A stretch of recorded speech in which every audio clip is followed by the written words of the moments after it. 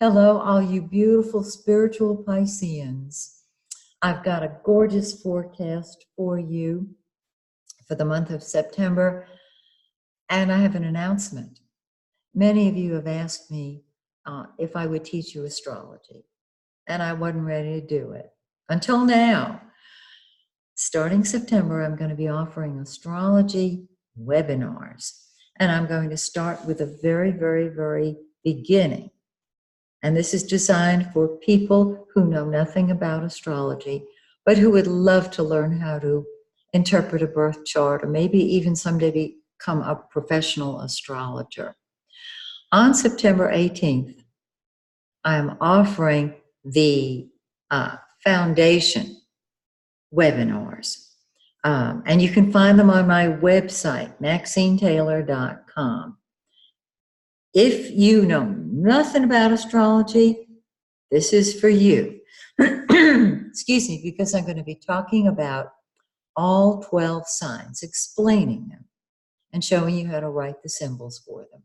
I'm also going to be, in these webinars, teaching you about the planets that rule these signs.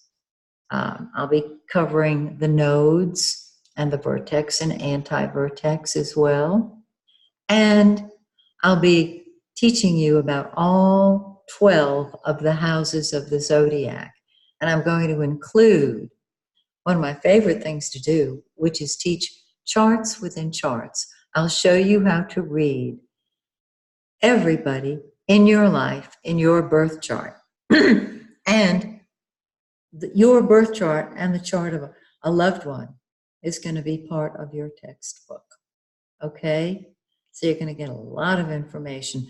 I hope this is what you would like. And then if you already know what I'm teaching in the first webinar, hang in there, because the second series of webinars will be chart interpretation. And that's where I help you read your chart and the chart of a loved one, but anyone's chart. And the third segment will be forecasting. So I'm really excited to work with you. Now let's talk about your beautiful forecast. Well, first of all, you can see that there's lots of activity right here in the chart. This area, this house here, deals with relationships, and you've been involved in wonderful relationships.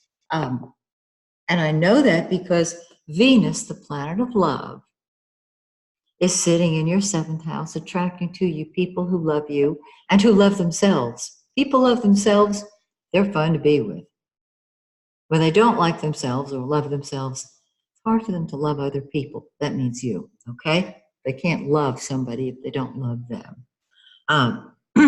So, relationships look real good. Mercury, the planet of communication, correspondence, and transportation, is in that seventh house, and you've been talking to other people, thinking about relationships. Whatever you think about grows. Mars, the red planet, wow, that's what we throw ourselves into. That's what comes first to us. That's what we'll fight with or fight for. So maybe your relationships have not been that peaceful, okay?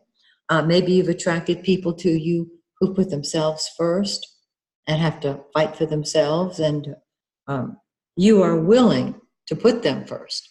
See, wherever Mars is what comes first to us. So you will attract people then who want you to put them first, and you're happy to do so. It works. And then the sun, the yellow planet, that's the center of life. And wherever it is, that is the center of your life. And so all of your relationships, other people, all of them have been vitally important to you. And now there's a shift, because on the 13th of the month, now this is the day of the full moon. The full moon will be either the 13th or the 14th, depending on what time zone you're in. So Venus enters the 8th house of transformation. And maybe your love nature is undergoing a transformation. The 8th house also deals with the psychic realm. It also mundanely deals with other people's money and values. And so you might find that you're helping other people create more money, which is beautiful. The day after that, Mercury, what we think about and talk about, moves into your 8th house, and you become the psychic detective, getting to the bottom of what's really going on. You're thinking about joint finances. You're thinking about psychic subjects. Your psychic ability increases. Your intuition. You're a psychic detective getting to the bottom of what is really going on, and your thinking undergoes a transformation. Now, Mars is going to stay in that 7th house, so you're still going to be interacting with other people who want your attention, and you want to give it to them, so it works. The Sun, your ego, moves into your 8th house on the 23rd, and your ego undergoes a transformation. In addition, you can bring lots of money into any joint venture. This is really cool. Okay. Now, the full moon is in your sign, Pisces. And wherever the full moon is, things come to a head. And on the full moon, you're saying, I'm doing what I want, when I want, how I want, because I want. And you're putting yourself first. Bravo to you. This is really cool. And it will stay with us, with you, till the new moon on the 28th. Now, on the full moon, the energy comes to a head and things are active. You're active, doing what you want, when you want, how you want, because you want. The new moon is when energy, which has died down, starts moving forward. It sits on your sun, and so you are helping other people with their values. And there is a new you ready to emerge. Now, there is a configuration, an astrological configuration, that all of us are going to be experiencing this month. And it's really interesting. It's called a T cross.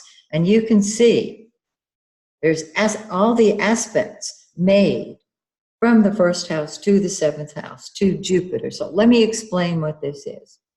A T cross is like a table. Table has 4 legs usually. This table is missing one. And you know what happens when you lean on a table that might be missing a leg? It goes off in that direction. And so the empty arm of this T cross is where all the energy will flow. And that's home and family and real estate matters. Now, the full moon really triggers this. And we're going to feel this T cross starting about the first week of September. And by the 13th and 14th on the full moon, it's in full swing. The full moon sits on Neptune, your own planet, the dreamer, the idealist. And this can help you build a castle in the air. See your dream, create your dream, and live it. Now, it's in opposition to helping other people. Ah, interesting. And then Jupiter, the great benefic, is sitting in your 10th house of career, giving you popularity, publicity, expanding your career, and bringing joy to it. Now, if you have any planets in Gemini, you've got that 4th leg of the table, and the energy flows naturally from the home and family to other people, to the career, to you. How do you know if you have planets in Gemini? That flow will operate naturally. If you don't have planets in Gemini, the focus is going to be on home and family. You'll see it. Real estate, home, buying a new one, selling an old one. Everybody will be experiencing this in some way, shape, manner, or form. So it's a great time in your chart. I love the 7th house, but I especially love this 1st house. To do what you want, when you want, how you want, because you want. So I hope to see you at my webinars. And until we meet again, may the stars shine brightly on you and yours.